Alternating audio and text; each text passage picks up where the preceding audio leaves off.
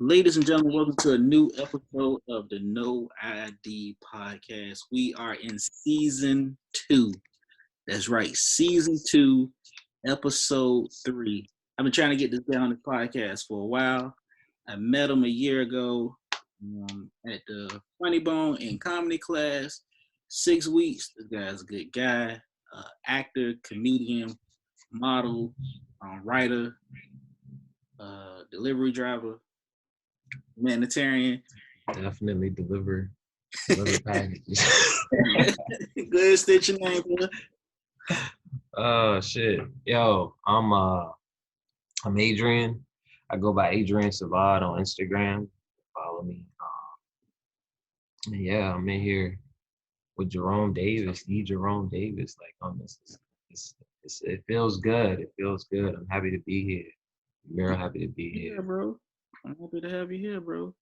So, like I was saying, I met Adrian in comedy school. 6 weeks. I think it was like the most challenging 6 weeks, man. What made you sign up for the class? Man, so when I came back from Las Vegas to Richmond after you chasing things. I had to get away for a little bit. So Vegas was away. I got away, came back, clear head. I got back from Vegas and I was like, yo, like I really need to find out how to make a joke, like how to write a joke. Like, people tell me you funny and people say you funny, but like, the art form behind it. How can I study that? So like I'm fucking through on my phone and like I've been to like a couple comedy shows at the Funny Bone, and they'll send you the flyer. I got the email of the comedy school while I was on the shitter. I was like, oh, okay, yeah, this is it. So, I rode that wave and met up with everybody, took the Tim Louie's comedy school. It was different. It was definitely different. It was a good experience. I met up with some real good people. So, that's how I got into that. Yeah, man. That 6 weeks, bro. 6 weeks. 6 weeks. Them Sundays. 6 Sundays. 6 Sundays. 6 Sundays. Bro. Them 6 Sundays, bro, was I would say that was like challenging. Like I was looking forward to my Sundays though, going to that class. It was like from 1 to 3. Yeah, that shit was dope, bro. So in the I think in the last couple, when I saw Adrian perform, Adrian did an accent, a British accent, and I was laughing my ass off. You know what I'm saying? Like Adrian has a sense of humor. Like he could be sarcastic with it, but with a nice comedic undertone. It's genius in my opinion. You know what I'm saying? I appreciate it, bro. Damn. Hey, no problem, bro. I studied the game. You know what I mean? So Adrian, and I'll be honest, me and Adrian, we had the last 2 weeks of comedy school, they ran us through Hell Week. And you had got the simulation where somebody was flirting with you. What was going through your mind on that simulation, man? So, bro, this man gave me the aggressive homosexual heckler. He gave me the aggressive homosexual heckler, bro. And it's not a problem, like, if you're homosexual, like, gay, whatever, like, however you want to identify, it's totally cool. But, I'm going up there, and it's, like, 5 gentlemen. And I'm talking. No one's laughing, but he's pulling on the mic. Like, he's pulling the mic towards. And I'm like, yo, like, you not going to chill. And then he started talking jokes. He was like, yo, what's crazy, I was wearing this NASA hat. He was like, yo, I'm trying to sit in between the N and the A on your hat. I was like, oh, nah, like,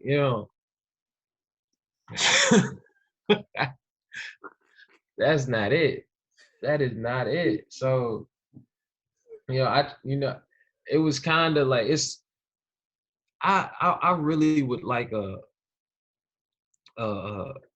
we should do a study on like how heterosexual men react to like homosexual men hitting on them. Cause like honestly, in that moment, I was like, yo, like I don't have a problem with it, bro, like you messing up my set. Ain't nobody laughing. And he funnier than me right now. You know what I'm saying? Like I'm laughing at the shit. So yeah. You get through it. The other dude, like, oh, I bet. I like they just had me, bro. They just had me. So, I know it was I like, tried to play back and forth with them, but boy, it's like you a top or you a bottom. I was like, dang, I was in the back. yeah. Everybody like everybody got normal, you know what I'm saying? Everybody got normal simulation, like not too crazy, like they about to fight, you know, something like that. Me, I get the are you a top or a bottom? I'm trying to sit in between the N and the A on your hat, bruh. It ain't. I'm like, I don't think we got room for that. Like, they don't even fit in between here. He pulling the mic wire towards him. I'm about to fall off the front of the stage, Jerome. This is not a game. That shit was wild. That shit was really wild. He really got me. He got you good. I was scared. He really did. Because Tamika was in the class and she was looking at me. I was looking at her. I said, "Oh shit, I hope they don't make me do nothing like that." But they gave me a silent treatment, bruh. That's the worst feeling in the world. To think you hitting, but you're not hitting. Bro, watching you go through that, I was like, yo, nah. Like, at least they was talking. Bro, it was pitch silent. Like, just. And then somebody set their alarm to go off on me. On top of that. So. You got through it, though, bro. You got through it. I mean, yeah, I have. I'm glad for that simulation because I actually had that happen a few times. But hey, that's just part of the game. You just gotta redirect and move on. So also in the Hill we together, I don't know. They sent us over to Kazi's Comedy Club over in Newport News, Virginia. And it was me, you, Corey's mom. We set up in the front, had a little check-in list. I didn't try and sit with nobody. We had to have our comedy school notebook because we didn't want nobody to know us for going to comedy school. And we sitting up there. I don't know if you had the same reaction from the class that we learned, and then watching people go up there and just try to open mic and freestyle. It was like, I don't know, buddy. You just saw they was just, you know what I mean? It was bad. I cringed. I cringed a couple times. Who was my man's real high energy, tall. He went in there, he lost. He tried to freestyle and got lost in his set, and it went bad. Like that'll mess you up. Like if you're not a freestyler and you got a set, and you start freestyling and lose your set, bro. He started panicking. He started studying. He started stuttering. He started stuttering. That shit made me cringe, bro. Ooh, it had me nervous low key before when I went up there. Cause like I really feel like you don't never do the same set identical. Like not really. Like every time you go up and perform a set, like you kind of play it to the audience. But boy, it had me nervous. I think, bro, I was so happy I went with you, rolled up there with you. To ease the nerves. Who you telling? I was like, I ain't getting here by myself. I'm good. Whew. You talking nervous, bro? I'm talking about like I got off work. I was like, man, I'm gonna see if I'm just say I got to go to work early in the morning. I ain't gonna pull up. I'm nervous. I get up there. I was already mad because they called my name, and next thing you know, they was like drum going up there first. Out of everybody in the class, I go up there first. I was like, shit. Go up there. I think I did all right. I think you had said something about that before. You was like, bro. I think you had said it. You was like, I'm end up going first, bro. Go first. And damn, sure enough, this nigga ended up going first. Yeah. And bro, when it was dope though, man. And then we had graduation. We got our diplomas, man. How you feel about graduation? Bro, I still have graduation like that video. Like I still study it Mm-hmm. as a. I feel like as an artist or like nah, as a comedian, like looking at my grad show set where I am now, like I'm like nah, like I messed up, and definitely I did. Like in my grad show, so that'd be the one thing I'd be like I messed up. But that was because I wrote that joint the day before, and I tried to memorize it that day at work, and like I couldn't, bro. I can't. You don't have that type of time at Sprint, bro. You really, it's hard. But yeah, bro, like it was cool though. Like when I look at it, like, and I've shown it to everybody, and I mean, a lot of people, they give me positive feedback about it. But I know I wanted to get better. It was it was good. It was a good experience. It was a good turnout, and it was something I needed, as far as know my behavior as a comedian and stuff. But it was cool. It was cool. It was dope. I mean, everybody. I think everybody did good, man. It takes balls and gumption to get up there and go. And it takes balls to go through that class. We Yeah. were talking about this earlier before the podcast started. We had a lot of dropouts. I'm not talking about introduction class dropouts. I'm talking about second, third week dropouts. So I don't know if they on the circuit. I don't know if they got discouraged and decided not to do comedy no more. But we had a lot of dropouts. So I know I was riding a wave too. Many men. I was riding a wave, bro. I was like, nobody knew I was drunk that night. They had kept giving them little fruity drinks. And when you was down there performing, Oh man. when you was up there performing, like they had this drink, Bruce, get you loose. I had like 3 of them joints on these chicken wings. I was toasted. But I had fun though, bro. And I know, You killed, bro. yeah, I You watched. shut the joint down. Yeah, but I watched the video from, when I first did it, I laughed. But then when I look at what I do now, like I performed that same set back in March at the Plan B improv comedy show at the Virginia Beach Zydus Theater. And when I look at that set that I did at the Zydus Theater and compare it to the set that I did at the Funny Bone, it's a complete 180. It's more professionalism, dedication, because I was getting tuned up over the summer because I was like going to these classes, man, to get my stuff together and branching off into other things too. So I mean, everybody, like you were saying earlier, we don't perform the same identical set. Our sets change.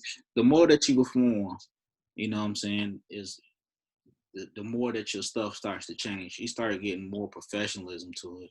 And you notice, like, when you watch stand up now, like your Netflix specials, HBO specials, you can see your flaw. Well, I don't really like to compare myself, but I can see my flaws when I compare myself to a Red Hari or Gerard Carmichael. You know what I'm saying? So I see a big difference. Fuck with Gerard Carmichael. He's brilliant. He's brilliant. I've seen him on HBO a couple of times. Exactly. He's brilliant. So I know you model and act and stuff. Like, what? You got a bunch of hats, not just the NASA hat. I'm not referencing the Hell Week, but you got a lot of hats, man. So, what made you get into all of these things, man? Bro, I was in a nutshell. I would you gotta forgive me, bro, if I slur. Like my wisdom too starting to come in. That jump sucked. Woo. But let me take my time with it. I was working a 9 to 5 at Best Buy, and it ain't even a 9 to 5. Like I worked that job 2 years, and like increasingly, I just got miserable, and I'm like, bro, like this ain't it. You know, I'm making people laugh day to day, and I'm getting sales and whatnot, but like it ain't really. I'm not feeling it. I'm not feeling it. So, all through my life, niggas was like, yo, like you low key funny, or whatever. But it's a lot of self confidence and like just willing to bet on yourself. I feel like when the more confident you get in yourself, then the more things you confident with trying to reach out for. So um, um, I don't know. I got tired of the norm and I just wanted to do something different. And I felt like this was this was it. I had just lost this job at DuPont, bro. I just lost this job at DuPont. John was gonna pay me $35 an hour. I had lost the job. Lost my apartment right afterwards. And I had met up with this old friend of mine. And it was like, yo, like really like if you change how you look at things, like you did lose this job and you felt like you lost everything, but maybe you gained something else. And I just started reevaluating how I thought about things. So sure enough, I started writing, bro. After that, um, started compiling it together. And people have said like, hey, like you're a handsome young boy, and whatever. I was like, all right, well, we'll try to act and then the modeling thing. I don't know, but anything, for real. At I don't know. I just got to a point where anything like outside of my comfort zone, I just wanted to own that, like to overcome that. So it from that point, it just little bits, and it just everything kept building up. Everything kept building up. But yeah. So you say safe to say that you ain't got no fear. You just started betting on yourself, looking at Yeah, bro. the cup as half full instead of half empty. I respect For that. real. I'm saying like a lot of stuff that people don't get is from fear of it's really from fear, bro. Like what what I'm saying, what would when you started, like what really gave you that resolve to be like, yo, like I'm finna go out and be a comedian. Like, Man, I kept seeing them comedy school flyers at the Funny Bone, and the year before we went to comedy school, my uncle passed away. So I was gonna stay in the house on New Year's Eve. I didn't want to go out. I didn't want to be bothered. I just want to stay in the house. But my mom was like, "Well, we gotta go to church," and I got tickets to the Funny Bone for New Year's Eve, which is the dopest event for like $50, bro, for one person. Like you get a meal, a show, champagne, the toast, everything. So she was like, just take the tickets, and find somebody to go with. The girl that I was gonna go to wanted to see Kev on stage at a church in Portsmouth. I was like, I don't want to go to no church on New Year's Eve. I ain't got nothing against I've never understood that. Like, I'm sorry, but it. on New Year's, I don't want to go to church. I do not want to go to no church. I don't even go to church now, but I saw Godfrey perform, and when I'm talking about like, I've never seen Buddy perform before. All I remember is when he played Dude in Soul Plane. That's it. And I saw him before. I'm like, damn, he funny as hell. I want to try this. So I kept saying I'm gonna do it, and uh, next thing you know, uh, one of the girls I was supposed to go with dropped out, and my pops came to me to the first introduction class, like to get to know the class and everything. Then you had to come back with your tuition and stuff. And I'm sitting in the back. Me and my pop sat all the way like to the side. And I was like, man, I don't know. So he said, bro, you gonna do it? I was like, I don't know. I think I do. So he said, well, look, I'm gonna pay half. You go for it. He paid half, and I went. And I'm gonna be honest, that 6 weeks, I'll tell anybody this. That 6 weeks was dope. I got a damn degree. I used the comedy school diploma more than I used my damn college degree. So it was dope, man. I wanted to get into it, and I've been watching stand up for years. And I always thought I was funny anyway. Class clown, joking around at work, ragging on friends and family. Like I had it. I just was like, I was scared, but I had so much fun, and I made good connections with people at the school. And once we graduated, that was it. So I met Adrian. Adrian dope as shit. You know what I mean? We linked up a few times and went to a couple of mics. And Buddy been real since day one, so you don't meet a lot of people like that. You know what I'm saying? You don't, especially in this industry or in this area.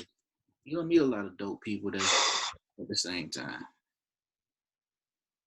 So what's been some of your experiences, man, in the open mic circuit and compared from now to then? Like I know the corona is hit, so now everybody getting creative. So what's been your experiences have you witnessed on the open mic circuit? Um, kind of the open mic circuit. My experience so far out here, Richmond and Florida, Rona was like a lot of cringe comedy, but it kind of felt the same. Like as far as back out in 7-5, it's it it it felt real. It feels a little bit different. I ain't gonna lie, like it's a little bit uh what's the word I'm looking for? Not urban, not urban. It's not urban. It feels that way. Like I don't think that they appreciate you as much at certain venues out here. Mm-hmm. When you do go to the Funny Bone circuit out here, it's pretty chill. Um, as far as with the Rona, like I haven't been able to like really, perform to Mm-hmm. get that experience. There's a lot of content that I just need to iron the kinks out of, but I feel like I can't do it the best without a mic. But you can do it in your room a couple times, stuff like that. So ain't no excuse. But I mean, it's it's it's good. It's good. I do say like I don't want to be stuck. Never mind, never mind. I don't want to be stuck doing the mics. Cause like sometimes you niggas get stuck doing the mics, bro. That's not that's not what I'm trying to do. So, you know, my approach to it is a little bit more different, but overall, like I'm satisfied. I'm good. I'm good. It's a good scene. It ain't as urban, so how you approach and your genre of comedy. It kind of plays. Some people get better burned than others, and that's wherever you go for whatever reason. But it's it, you know you know. Yeah. It, the open mics can't kill you, but I look at them at networking events. So what are you trying to branch into? You're not trying to, continue doing the mics. So with the mics, like my real thing is like I don't mind going to like regular mics or anything like that. And just throwing my non tested works out. But uh, what I mainly want to do is develop social media presence with that content. Like I feel like social media is the fastest way to get you to where you need to be. Like you can do the mics, you can do it local, but ain't nobody really recording them and ain't nobody really posting them, John. So like I feel like if you're trying to get that exposure, like to build that social media presence, it should take the priority for me. At least that's what I'm doing. So right now I'm just ironing shit out and I'll probably head that way with it. But I'm still like, don't get me wrong, like I love a mic. Like I love a mic. But how they running it, it's not. I really don't feel like it's going. In the long run, it'll get you what you need, like as far as that exposure. So do it to like to train and stuff like that. But as far as like getting it to where you need to get, that makes sense. Yeah. Because it's hard for you to get the shows. Where you go to get the shows? You don't get the shows from the mics. You get the shows from we seen them at the Bone. How many people can you bring in types? You know what I'm saying? So That's true. So a lot of times, man, the mics is a little different. I enjoy doing the mics. And you right, social media presence. But I'm not a skit person. Um, I'm not, but Me neither. I'm not like, and I haven't been big on doing no skits. Like my thing with it is hold on, right quick. But my bad, y'all. Yeah, skits. I don't know. It's not where is that for me. I prefer to stand up. But yeah. like I want to interact with the crowd. I don't want to interact with the comments. So you got a lot of comedians too that have started off on social media and tried to go to stand up, and it hasn't been like a good like move. You know, I've seen some of them perform at the Funny Bone as an all day social media content creator. I'm not gonna say influencer. I don't know what the hell they influencing, but it was bad. Yeah, it was a They sucked. They sucked. A lot of them sucked. and I used to say to myself like, damn, like I remember I went to one this year actually. I'm not gonna say his name, but it was nothing but crowd jokes.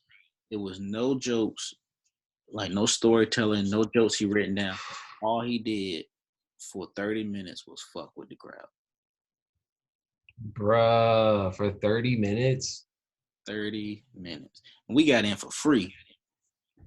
And for 30 minutes, just fuck with the crowd. All he did was just roast the crowd. I'm like, damn, bro, like you ain't got Bruh. no nothing. You gonna joke on everybody in the crowd? What made it bad? He was joking on somebody with some black Air Force Ones. You don't do that. That man will rob you, bro. You don't joke with a man in black Air Force Ones. White ones either. Any Air Force Ones. You know, you don't, you don't, you don't, that's not what you do. Bro, I had a guy, came to Sprint, and I'm a huge Just Hilarious fan, bro. I'm not gonna lie. Like, I love Just Hilarious. He was in there, and I found out he was a comedian. He said he'd been a comedian for like 20 years, whatever.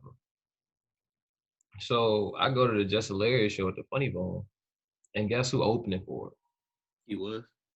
He was. Bro, when I tell you, this man was trash. Like he, like there was no, just like you said, bro, this man did 10, 15 minutes of straight crowd work.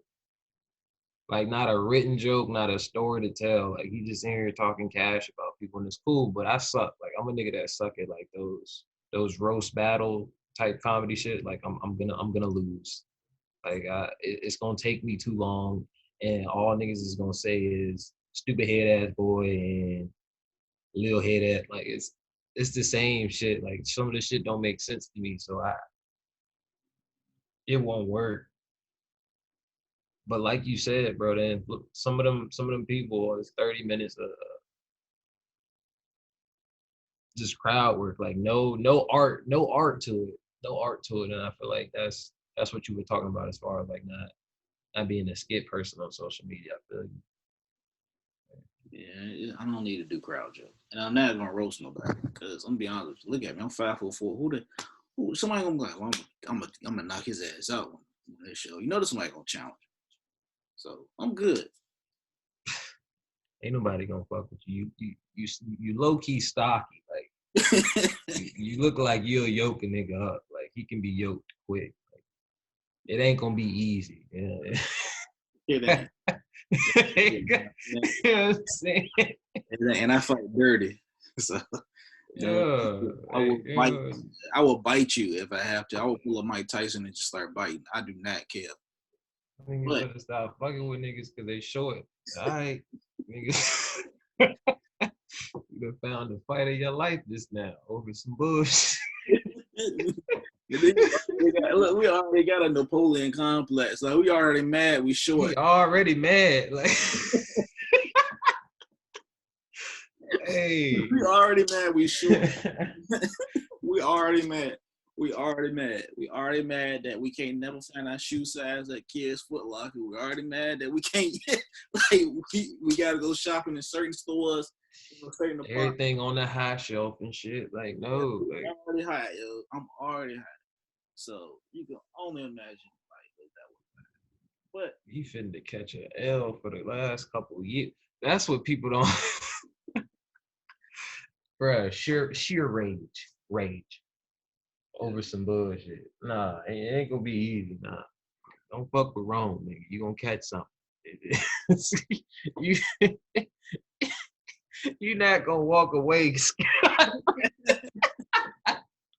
walk away with teeth marks, bro. I will bite this. Oh my god. What's life though? What is it? With this podcast, man, you know, I'm gonna ask you your top 5 comedians of all time, dead or alive. Okay, with your starting 6 men coming off the bench. No Top particular 5 order. dead or alive. Okay, man. No order. So first, let me go Mac Man. I love me some Burn. Okay. Chappelle's he's brilliant. Chappelle's brilliant. Another guy I like is Jerry Seinfeld. I love some fucking Jerry. That nigga, um, what's that? 3 right there. Blah, blah, blah, blah. Richard Pryor, definitely. That man, bro. That man. Mm. Pryor, and I got one more. Honestly, it's so many. Let me go ahead and get Cat, bro. Let me get Cat Williams. I'm not saying like I support the things that he's done off, saying off the camera, but when he's on camera, bro, and he on that mic, it'd be funny, but he be talking about some real stuff. Another dude I like too is DL Hughley. I'm not gonna put this 6 man coming off. Honestly, like you probably put me on to this dude, Ali Sadiq. So I like, I really, you had mentioned him before in Red Fox, and I was like, all right, well, I know if Rome messing with it, like he probably something special. So I went and I checked him out, and I seen like the recent stuff he did. And I was like, yo, like this storytelling is crazy. Like he really put you there. And you saw Mexican got on boots. Mexican got on boots, bro. Mexican got on boots. Bruh. That joke, bro. That joke crazy. That joke, oh. Said, I don't know. He sent me over here to talk to you. He said the Mexican got on boots. The Mexican got on boots. Oh, bro. And I had seen him before when I think he was going by Ali. It was just Ali before it was Ali Sadiq. Uh-huh. And I think he was a little bit bigger then. His storytelling has always been spot on. Like, and I think he crazy. Another dude I like too is Deion Cole. Deion Cole, he a bad man. And damn, I could keep going, bro. My fault. I don't mean to. What's your top 5? What you got on there? I know that don't keep changing, but I know Ali Sadiq on there. Of course, Ali Sadiq gonna stay up there. You know what I mean? Like I was listening to the prison manual last night too. And you can literally close your eyes and just envision this from track 1 to the end, from beginning to end, everything. So yeah, Ali Sadiq is gonna be number 1. It changes. Dave Chappelle, Tony Woods. Yep. Tony Woods. I'm at 3. Mm-hmm. Lavelle Crawford. Seinfeld. Starting in my 6th man, it changes. Everyone it changes. Joe Coy.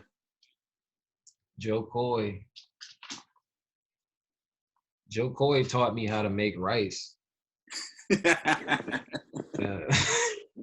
Perfect rice too. That joint crazy. It's genius. So Oh man. exactly. That's my era though.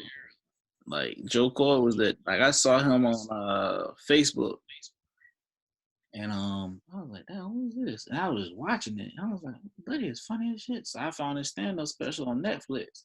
Well, I'm telling you, I've watched that I don't know how many times. I can probably quote the whole thing. Ali Sadiq, I can quote from Def Com. He was on Def Comedy Jam to Comedy Central. I actually sent him my stuff. I ain't hear nothing back yet, but I sent him some of my stuff on Instagram. So just know I'm cooking on something. But He a bad man, bro. He a bad man. Like you really put me on, but like after that, like that was the first joint I seen after I put him in. Alex D. That joint said Mexican got on boots. I was like, okay, we gonna what we talking about? I had that joint rolling, bro. He wild. He really is wild. Oh man. Genius level, man. Nobody don't understand that though. You imagine working with these guys, bro? I can't. I feel like we can do that. We can work with these people, be around these minds. You know, one of my goals is to smoke a cigarette with Dave Chappelle. I want to smoke a cigarette with Dave Chappelle. I don't know if he smokes cigarettes still, but you know. If not, we can definitely switch to an alternative. With a cigarette or two. That perhaps may be grassy. I don't know.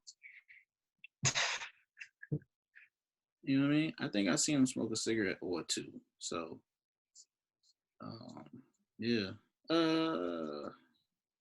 Shit.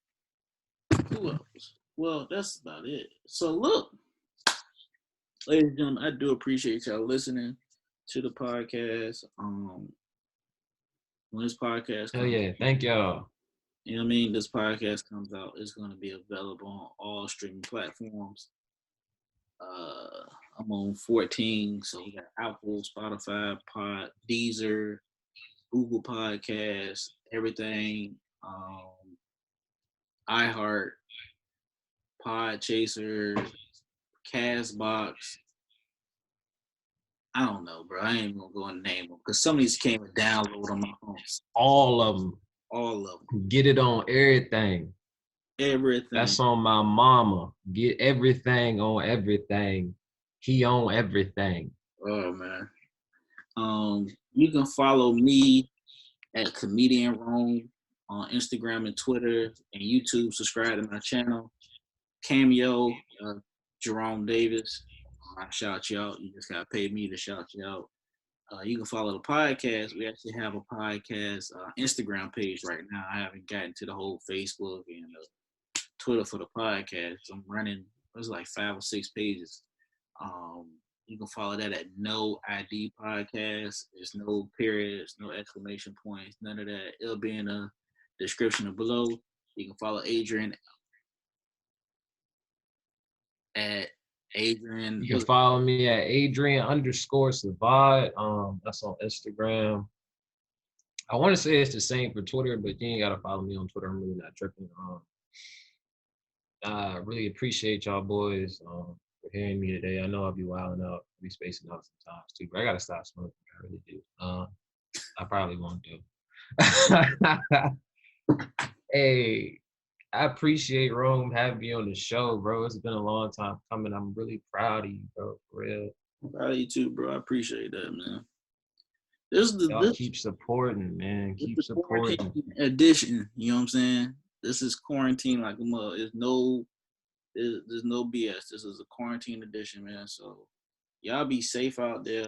Whatever you Wash your hands. Wash your ass. cover your Wash everything. Everything, man. This is real. And just want to say this before we end it. I know it's a scary time right now.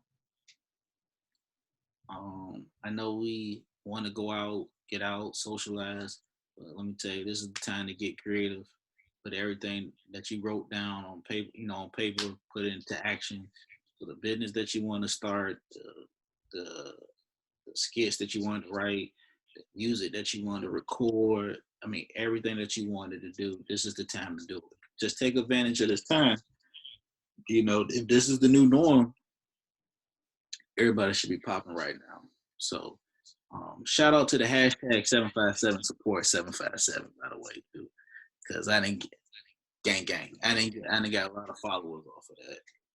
Y'all can check me out tomorrow. Not tomorrow. Yeah, tomorrow's Thursday. Y'all can check me out. Coming up actually on the 14th, I'll be on the panel of the Melanin Messages podcast. It's Melanin Messages. That's smooth. That's smooth as hell. That's smooth. Ooh. But y'all be safe out there, man. All right. Take care, guys. Love yourselves.